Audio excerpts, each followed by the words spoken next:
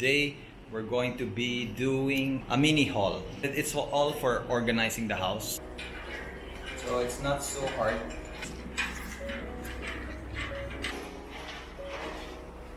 Worth it? Yes. Not bad, yeah. Yes. It's a good one. It's a good one. It's made of metal. Aside from assembling yung mga tatlong racks na inassemble ko, ngayon naman, magkakarpentero naman ako.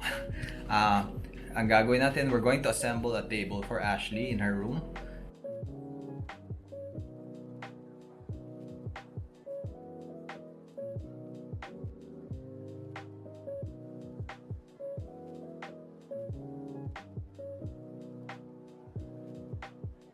So, natapos din namin yung table.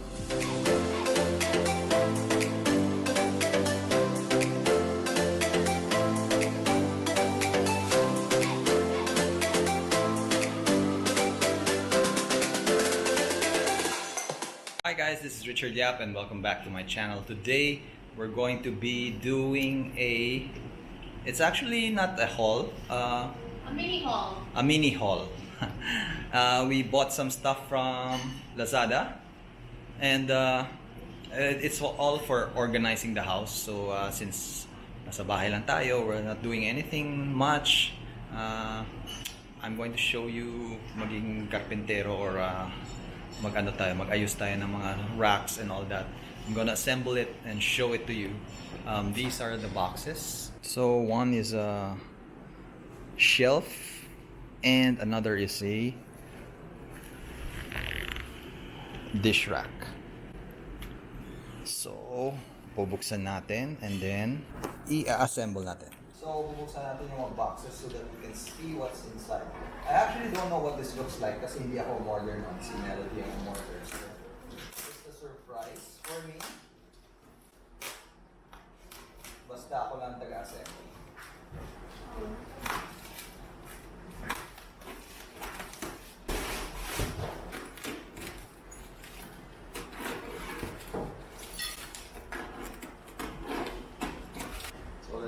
Open this and see what's inside.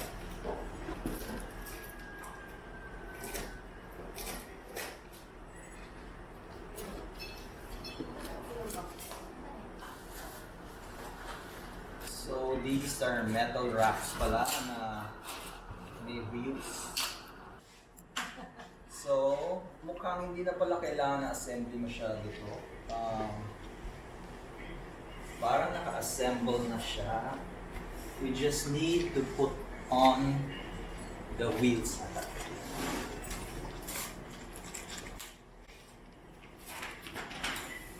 kasi nakabuo na siya.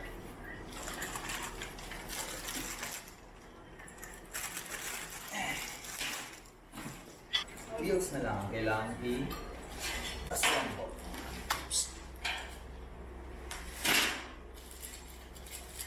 May mga usisero dito, si Toby, at si Paris. Ayan, no? Paris, come here. Ay, wow. Hi! So, it comes with a wrench for the wheels. Pangkabit ng wheels.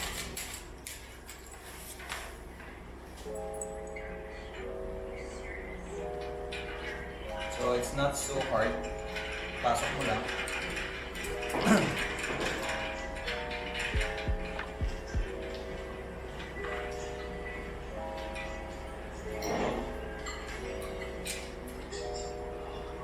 And use the wrench.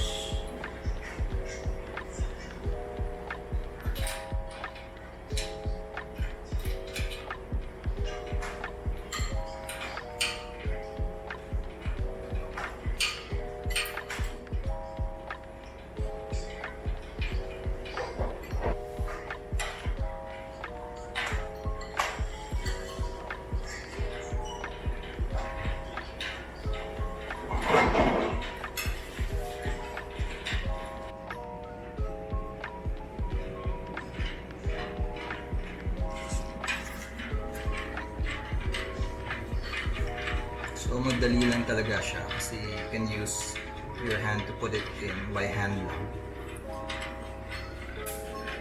And then just use the mini wrench that they give. to tighten. So, ito. Ayan natin. Just open it.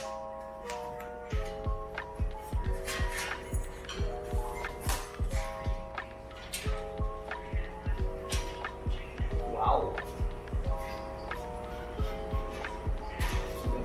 Lock. Ganda.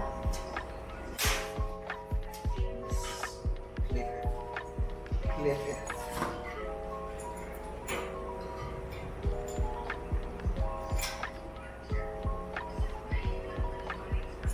I-click mo rin para hindi siya bumuka.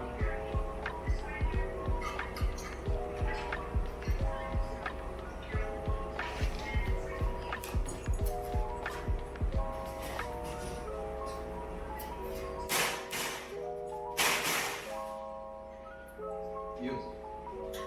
Fix siya. Nice. That is nice. Bilis lang i-install. Guess how much we got this for? 100. Grabe ka naman. 1, 2. I think it's around 2,000. Worth it? Yes. Not bad, yeah. Yes. It's a good one. It's a good one. It's made of metal, powder-coated metal. And maganda yung hardware niya. Like itong how you open and close it. And then meron siyang Lock. lock so that hindi siya bumuka bigla. Hindi na siya mag-close by itself. And it also has a lock dito sa wheels niya para hindi siya tumakbo.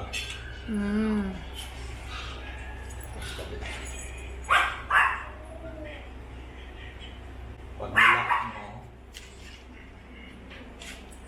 hindi na masyadong gugulong siya mag-isa.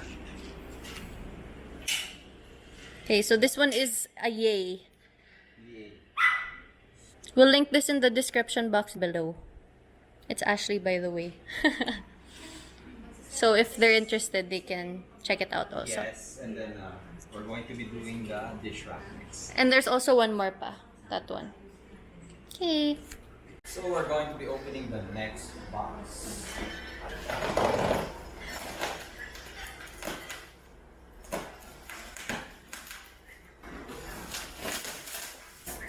And it's supposed to be a stainless steel bowl and dish drainage rack.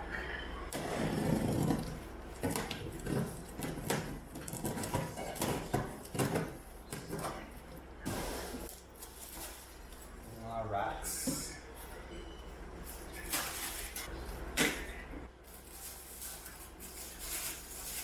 Tingnan natin yung instructions niya, baka magkamali pa. So, medyo magulo yung instructions niya, so kakapain natin to. Paano ba ito i-assemble? Sabi niya, single hole the horizontal tube in, connected into the bracket. Parang magulo, di ba? And ito yung mga screws. Buti na lang I have this parang screwdriver. I got it from IKEA before. Mura lang to, mga 1,200 yata. Pasok na natin yung screw.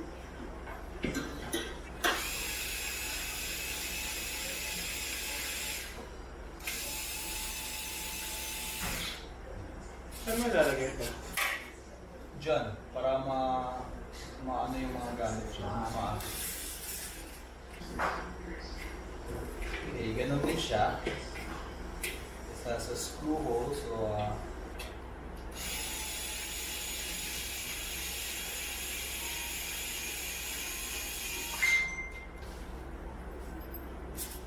okay, ito na lang kulang. And I don't know how to install it kasi wala siyang kabitan. So, just move on to the next box. Tingnan natin kung ano yan. So, this is what it looks like.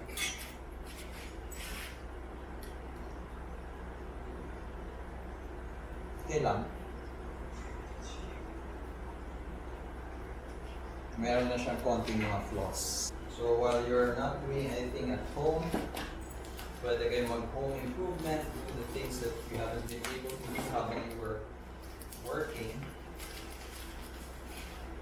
Organize things, throw away things you don't need. Nako.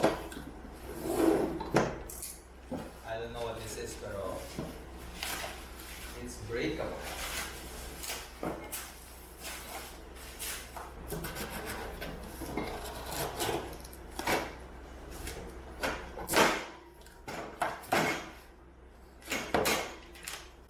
It's another shelf, pero plastic. Plastic with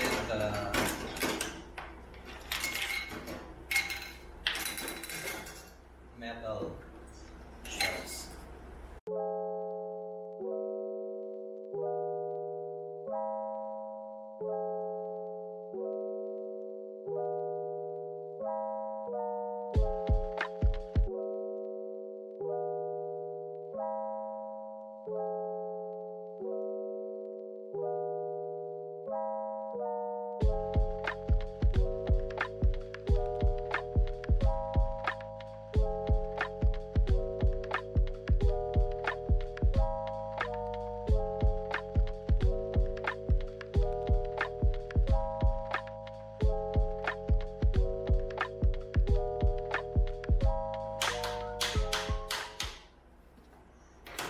Okay, that's done. Ma-organize na natin lahat ng mga gamit dito sa house. So, if you guys are not doing anything in your houses right now, you can organize them, get these things. Some of these are pretty cheap, but of course, you get what you pay for. The rest are the first shelf was really nice. It looks very heavy duty at the end. This rack here looks very nice.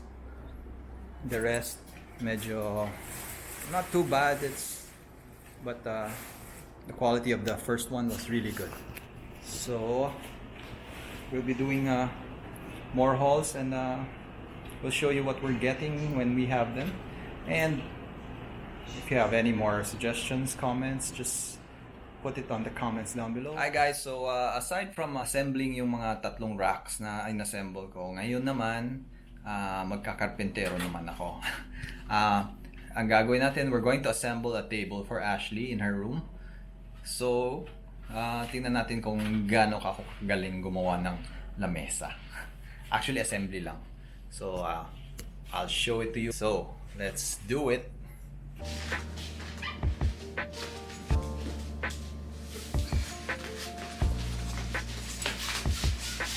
Dalawang bookends ba ito? Oo. Magaan lang.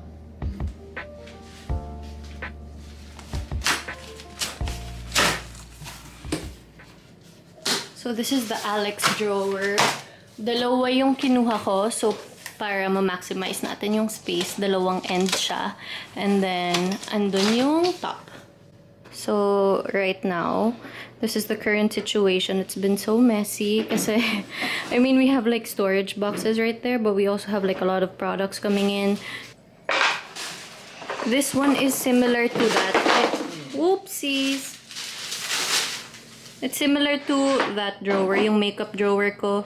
It's just a bigger one. Yan. So, ito yung parang shorter version niya.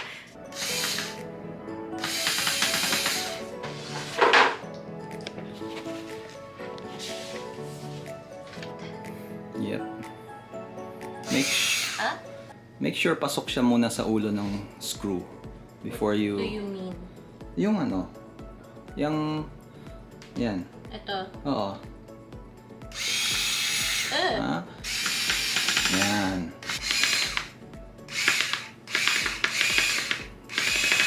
Masisira yung ano ulo. Ikaw na.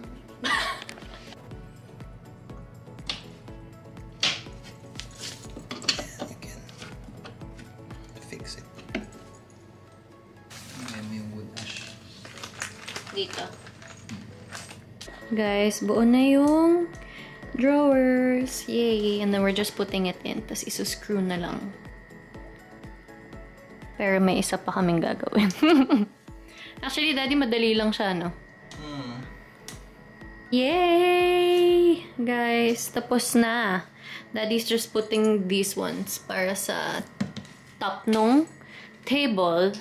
Para pwede mo siya ipatong.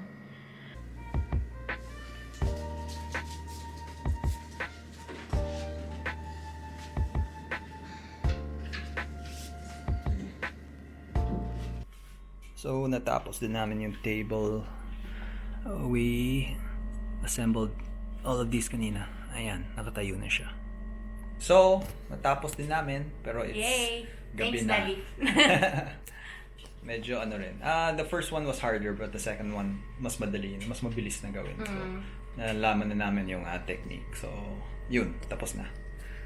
So, that's the end of my Carpintero day today. Yeah. If you haven't yet, please like, share, and subscribe, and I'll see you in my next vlog. Thank you. See you.